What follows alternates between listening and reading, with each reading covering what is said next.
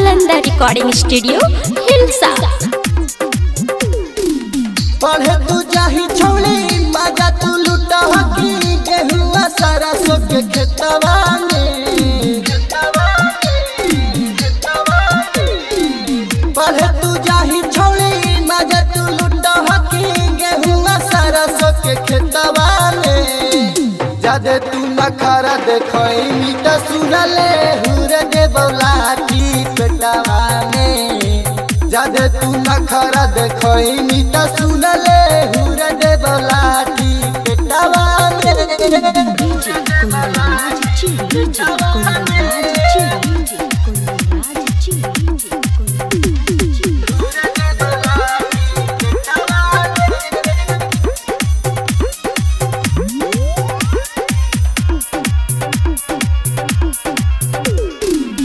कबले घूमे नी छौड़ी हमरा तू पीछे हो जो न छोड़ी तू हमरा से सेट गे हियो मगहिया मरद घूर दे लाठी लगता दुखाए छौड़ी तोरे इंडिया गेट गे।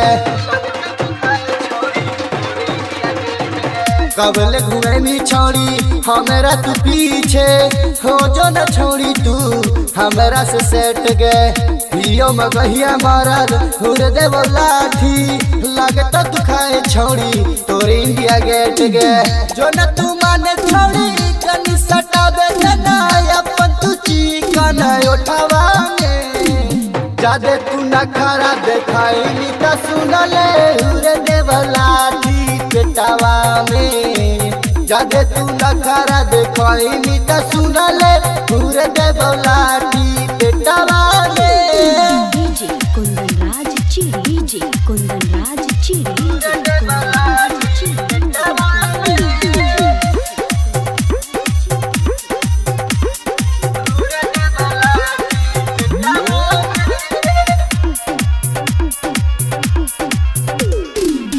रवि राइटर के छौड़ी मान जो कहल का भूल नहीं पैनी छौड़ी चीना दिहल का कहेल चंदन छौड़ी कबले जो गईनी दे देना छौड़ी अपन चीजावा रखल का।